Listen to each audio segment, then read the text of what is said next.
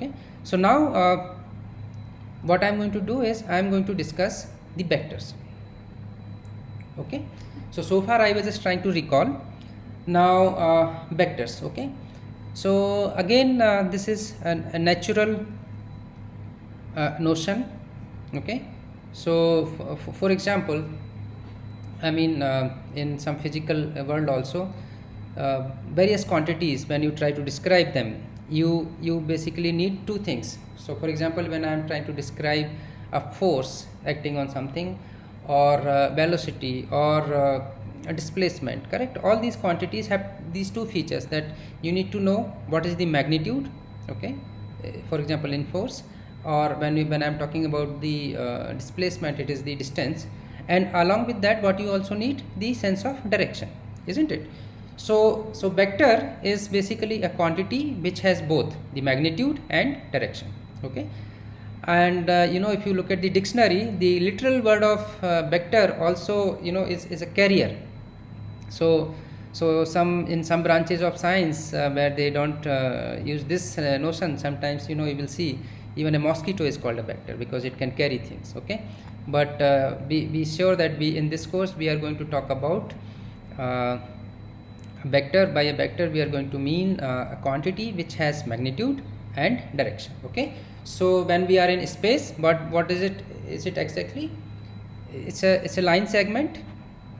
Okay, I say directed line segment. Directed means there is a direction, and it has an initial point which we are going to say A, and a terminal point, okay, which we are going to say B. So basically what is it? You think of a small line segment starting at the point A, moving to the point B, and we are going to use this notation AB, and then there is a right arrow on top of it. But generally this notation we will not use. We will rather write U, and you see here this U is written in boldface. Okay, so these are going to be the notation U, V, W, or sometimes a small b, but in boldface. Okay, so when I write letters with boldface, they are going to denote vectors. Okay, and so this is a line segment. Its length is going to be denoted by mod of U. Okay, I will tell you how to compute the length and so on. So what you have the sense of direction, namely that you are moving from A to B, and also it has a length which is its magnitude. All right, so any such thing is called a vector. Okay, now you can imagine, like I take this line segment A to B, and then I take the same copy and put it elsewhere, okay, without changing its direction. So any two such things, I am going to refer to them as equal. Okay, so two vectors U and B, we will say that they are equal or equivalent if they have the same length, okay, same length or same magnitude, and the same direction. Okay, so that we don't have to talk about two same things differently. Okay, so whenever these two things match, I am going to call that vector same as the other vector. Okay, and one exception here, the zero vector. Okay, the zero vector which is here, zero vector is a vector which is basically having zero length. Okay, so when I see zero length, it's not really a line segment, just a point. Okay, and it has no specified direction because there is no direction I am moving to. I am just stationed at a point.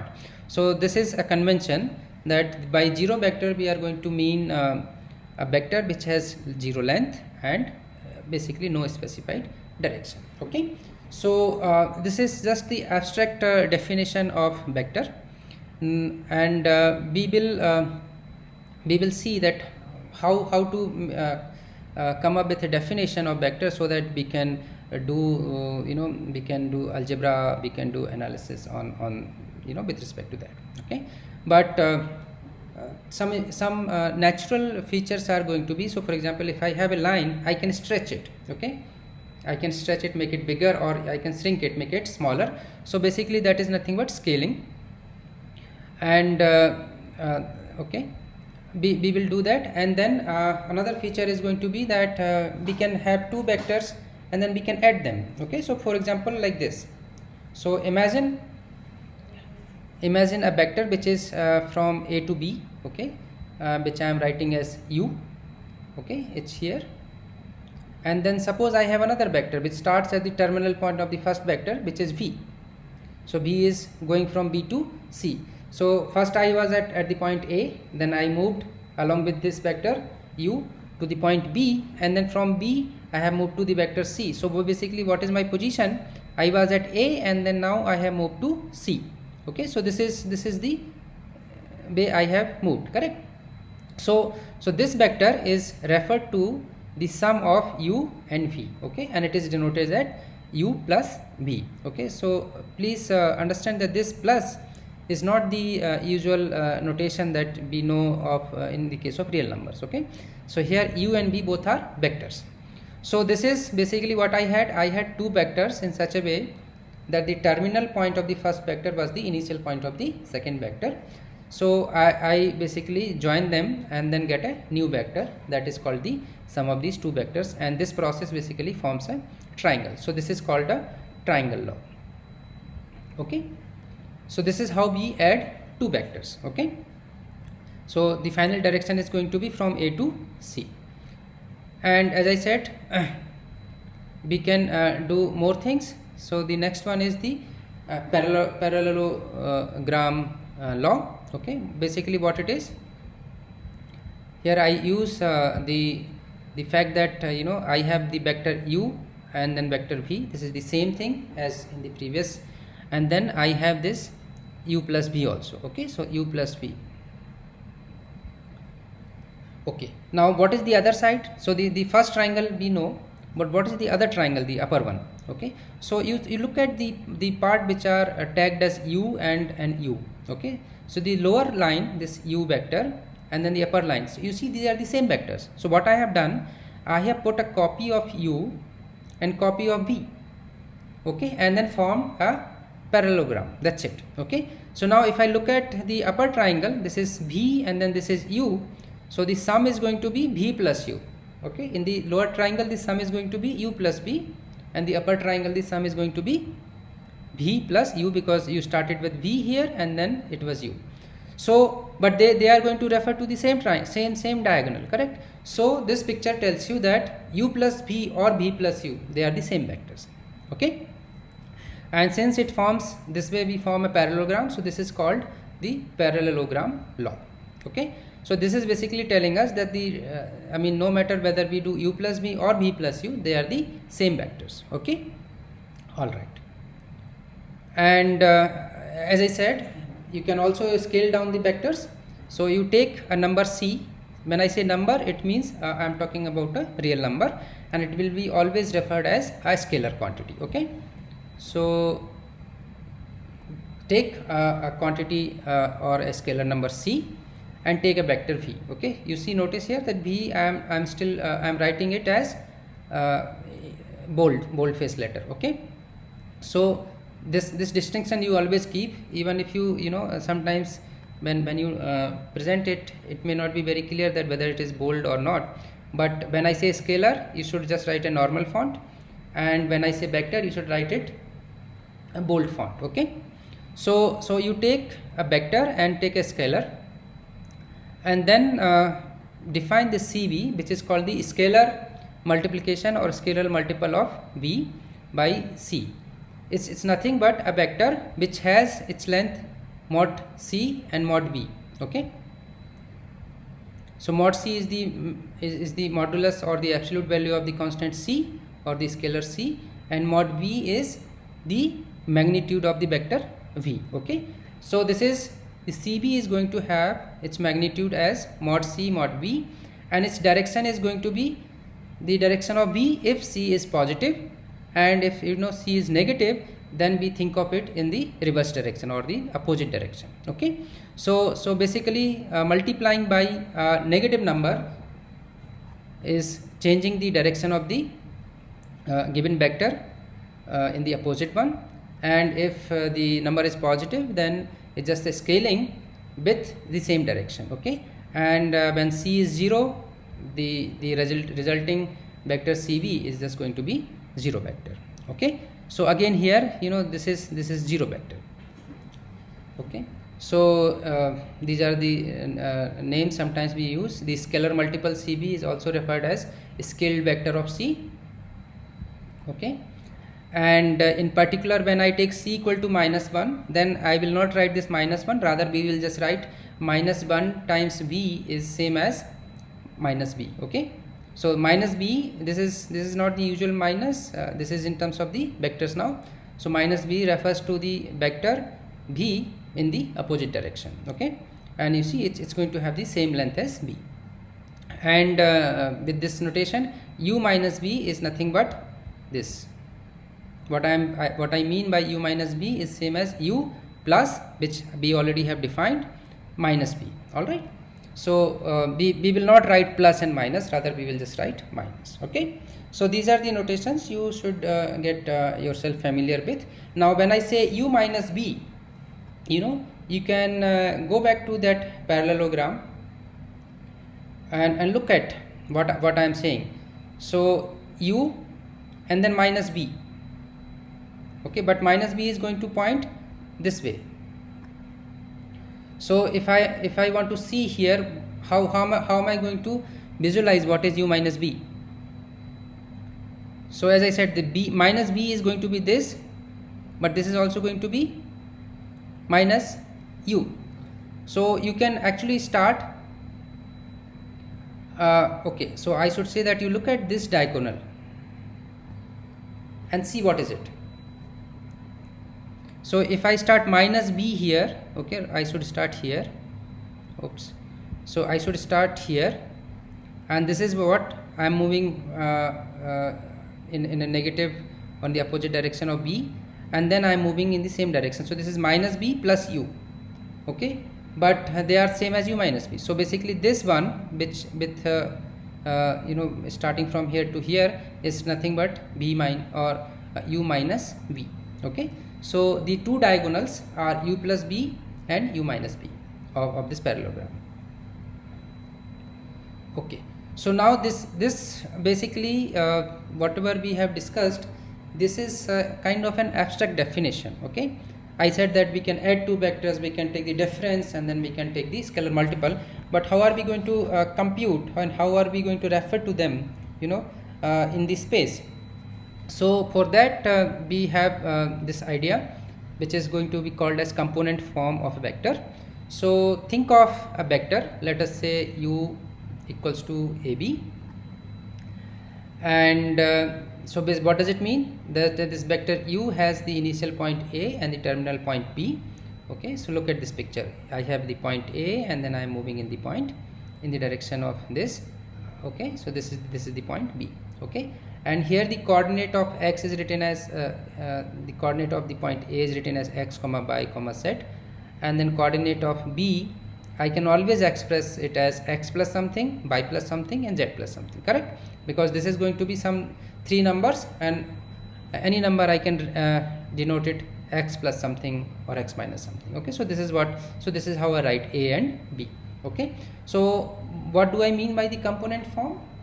You take any vector U, which I also show in the figure, and this, what you can do is you can always find another vector V, okay, such that this vector is equal to U. When I say equal to U, means it has the same direction as U and it has the same magnitude as the vector U. Okay, but what is special about this vector V? What we will make sure that this vector has the initial point at the origin. Okay, so one point is fixed for the vector. So I had this vector A to B. Now for this I can always find this vector O to P. Okay, and this coordinate of P is just going to be basically the difference of B minus A. Okay, so I look at x plus A1 minus x, this is going to give me A1. Similarly y plus A2 minus y, this is going to give me A2. So this is how you find this vector V, and this is going to be a unique vector, because when I take the difference I am always going to get A1, A2 and A3. Okay, so what we are doing, to a given vector U, we have found another vector, or rather a unique vector, which has the initial point at origin, and this vector V is going to be referred to the standard vector corresponding to the vector u. Okay, so here I have written this p because p is a point with the coordinates a1 comma a2 comma a3. So you see there is a Cartesian coordinate system here. Okay, and also I am going to say this is a vector. Okay, so you see I am using the same notation. The v vector is also used as a1 comma a2 comma a3, same as the Cartesian coordinates, but we are going to refer to it now not a point but a vector. Okay, because this represents op.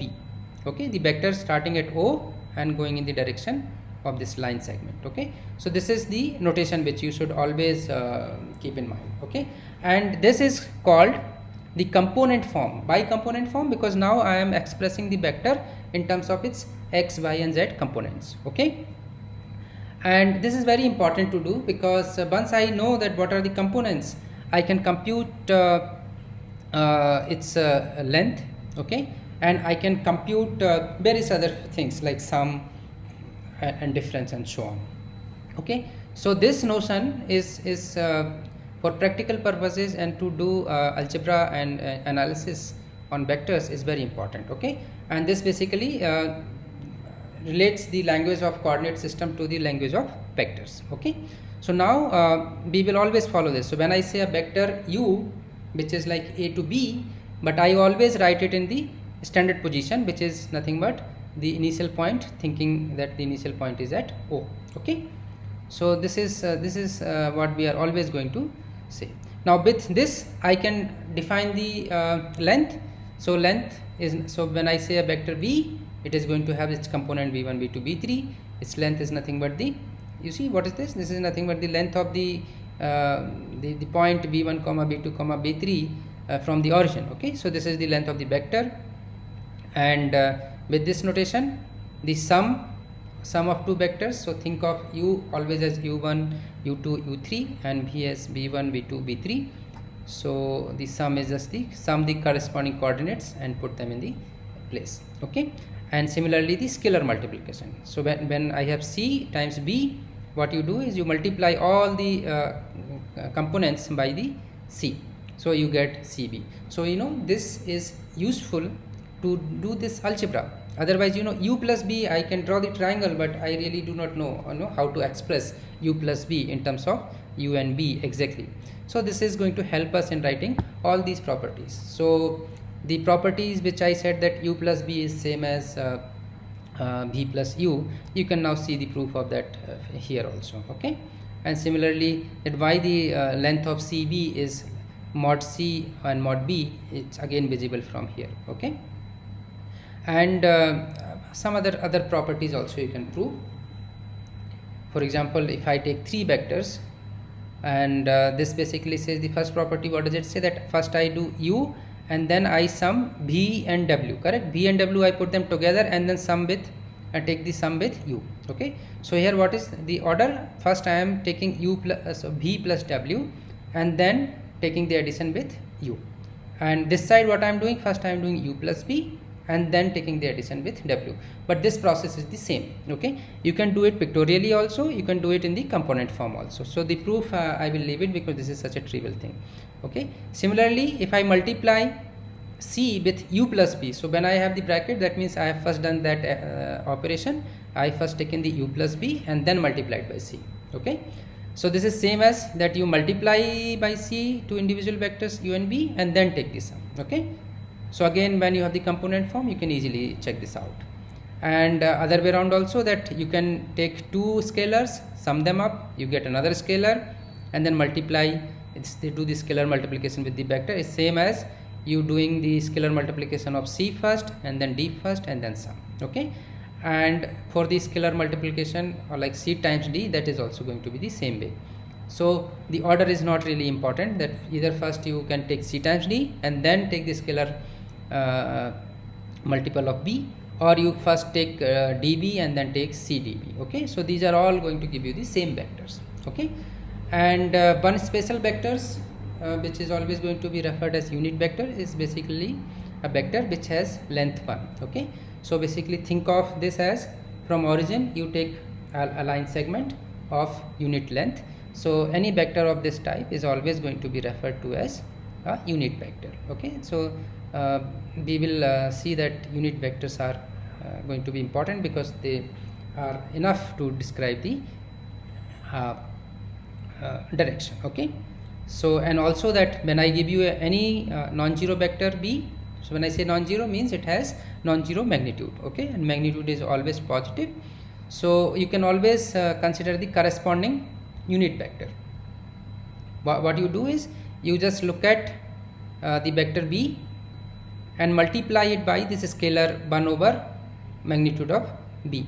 Okay, so now this 1 over magnitude of b is a scalar, so this times b, so this is the scalar multiple of b. Okay, so what is it going to have? It's going to have the same direction as b.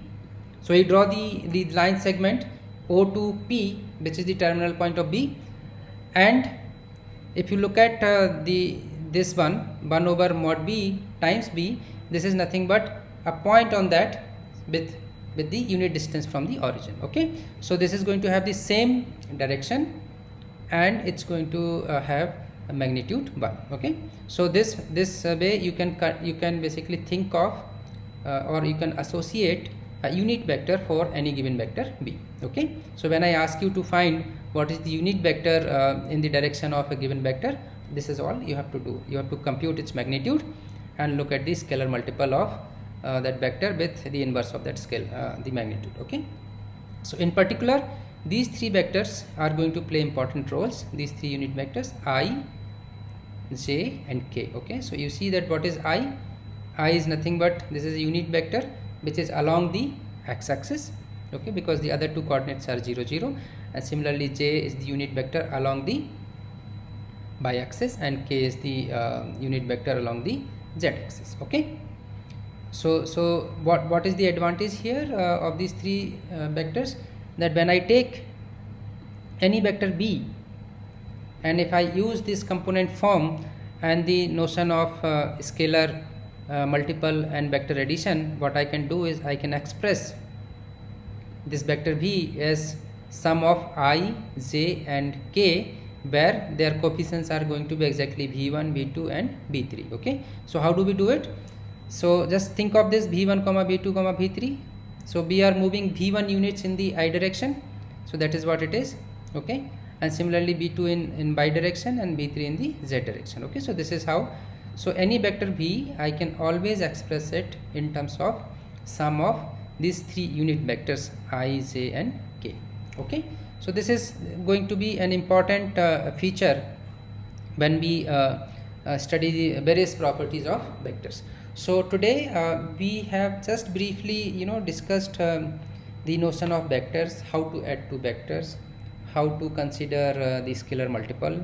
Okay, and basically all this algebra in the component form.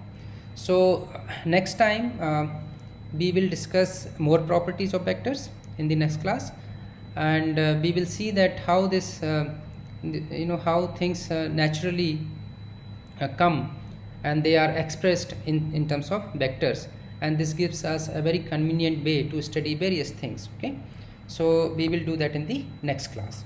So I hope you will enjoy, and if you have any feedback, any comments, please email me, because we are also I am also doing this kind of thing first time, just talking to no one. So sometimes you may feel that certain things I have rushed through or certain things I did not explain properly, but please do not hesitate, come back, write email to us, and we will have elaborate discussion on the points where you feel that it is required. Okay, so okay, good luck.